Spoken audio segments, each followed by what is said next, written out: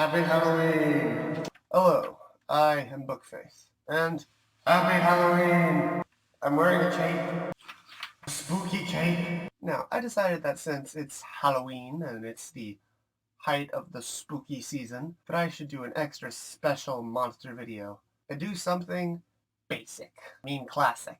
That's why we're talking about the vampire. And I actually have notes this time, because we have a lot of information, and I can't just memorize all that. So, let's jump right in. Or turn into a bat and fly right in. That was the worst possible segue ever. Now, most basically, vampires are described as undead creatures that drain the life force of humans through their blood. Now, considering how well known vampires are, it shouldn't be too surprising that there are a lot of different forms of vampires around the world.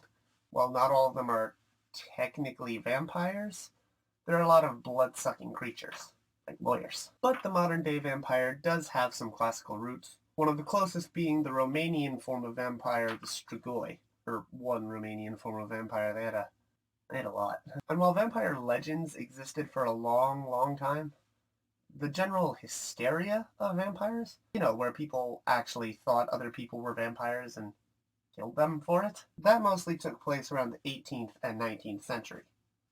That was a long time ago. It keeps getting stuck on things. Behave, Kate.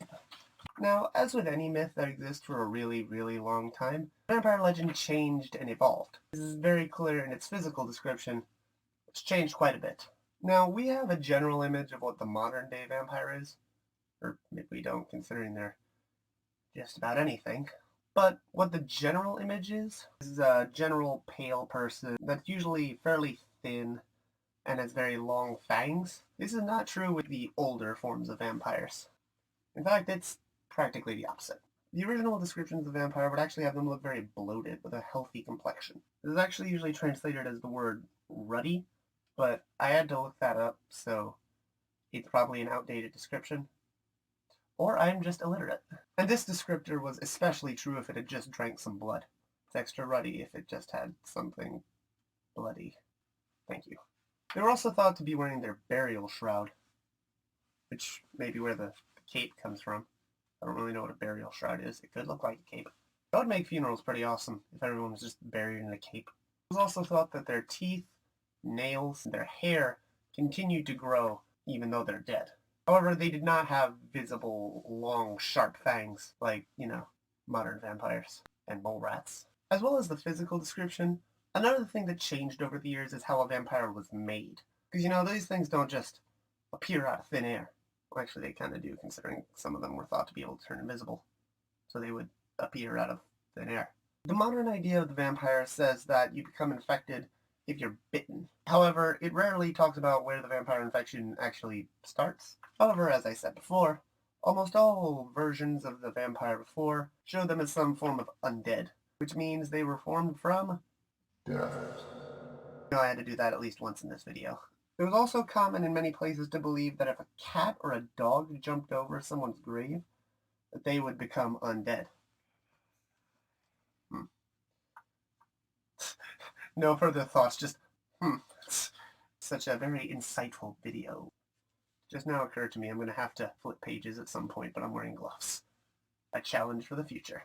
Now, as you can imagine, since people were terrified of vampires, and they thought basically anyone who was dead and in the vicinity of an animal could become a vampire, people wanted to try to prevent that. And there were various methods to do that. Although some of them weren't so much preventing the person from becoming a vampire, more of making sure they don't get out and wreak havoc if they do become a vampire. It was very common that people would place poppy seeds, rice, or sand by the bodies so that the vampire would need to count them when they get up. Because, vampires are incredibly OCD. I wish that was a joke, but no, a lot of legends actually say vampires were super OCD. Same with witches, actually. I have no idea where that came from. Some people would also cut the tendons in the knee so that the vampire couldn't walk out of the coffins. Jeez, a little harsh, don't you think? Haha, sorry, Grandpa, you're not becoming a vampire. Twice. Others would also place very sharp objects on or in the body to prevent it from swelling up. because I guess if they can't get swole, they don't become a vampire. These things would include needles or knives or sickles. These people are more horrifying than the vampires. Another very common method was to cut off the head entirely and place it somewhere, other than the head. Common places were between the legs, under the butt, just generally far away from the rest of the body. I feel like it's pretty insulting if somebody severs your head and puts it under your butt. That's just rude. Okay, now for the challenge I mentioned before. Almost got it. Feel free to cut however much of this you want, editing bookface. Success! The body may also be pinned or nailed down to the coffin. They're still undead and a vampire. They just can't move, and they have needles in their body. Now, as you can imagine, not everyone was willing to, chop off heads of their family members or anyone else who died. So, some vampires did get created. Or maybe they didn't, I don't know. And because there was belief that there was vampires, there were also beliefs on how to identify them. Some believe that their faces would have blood on them from a recent feeding. I read faces as feces, and I was very concerned. You'd also tell a vampire was in the area by just general poltergeist-like activity, as well as the death of livestock in the area. They also had no reflection or shadow, which is actually thought to come from the fact that they have no soul. Additionally, in the same regard to that, it's believed that vampires can't be caught on camera or video. And of course, once you recognize the vampire, things would get a little awkward if you didn't have a plan B. So you have to know how to defend yourself against a vampire. Now, one very good method of defending yourself against a vampire, just nope on out of there as soon as you realize there's a vampire. Some, however, would do things such as using garlic. This is because the smell was thought to send them away. Yeah, very sensitive noses. Everyone knows that. Additionally, things like a rosary, a crucifix, or holy water, and other such Jesus-y things would repel them because they don't have souls, as mentioned before. Additionally, it is believed that branches of rose or hawthorn would be able to repel them.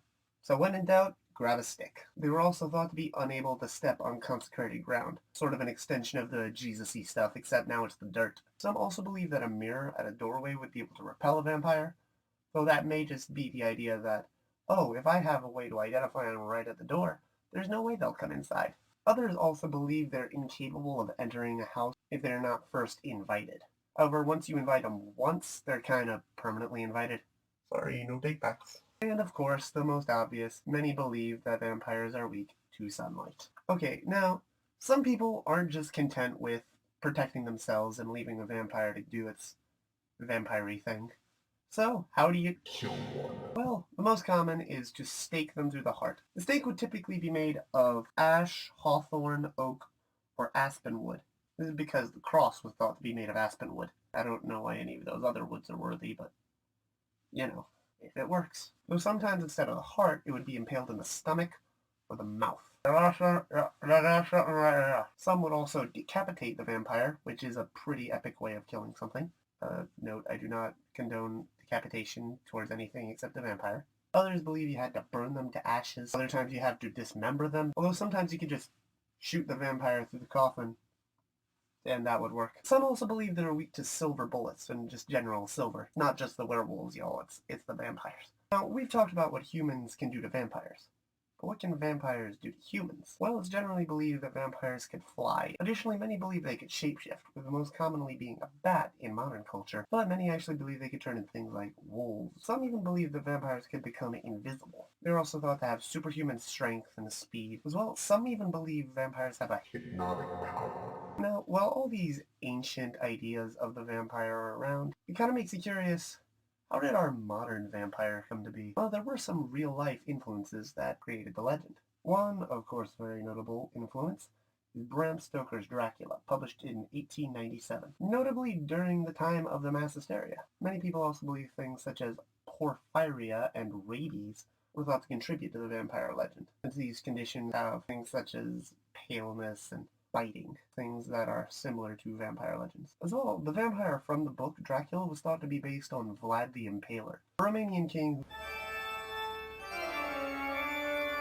who was notable for being very brutal to his enemies, putting them on stakes and letting them bleed out. It was messed up. Additionally, several serial killers have also been called vampires. Oh geez. Such as Peter Kürten, Richard Chase, thought that said cheese, Tsutomu Miyazaki, and Fritz Harman, because most of these serial killers killed people and then drank their blood. This video got very morbid. And so there's all your information on vampires. Just kidding. Since vampires are such a very, very, very, very old legend, there's of course no way I could get all the information done in a hopefully reasonably length video, because I have not edited this, and oh boy, this could take a while. But I hope that I've given a satisfactory amount of information on vampires that will entertain you for a few minutes, I guess. If you like this video, please give a thumbs up, comment down below, and subscribe to my channel. I did a video on zombies last week. Go watch that. And even though Halloween's over, I'm still going to be doing monster-y videos. They're just not going to be quite as spooky. Already got the next one planned, so stay tuned for that. And I will see you next time. Bye!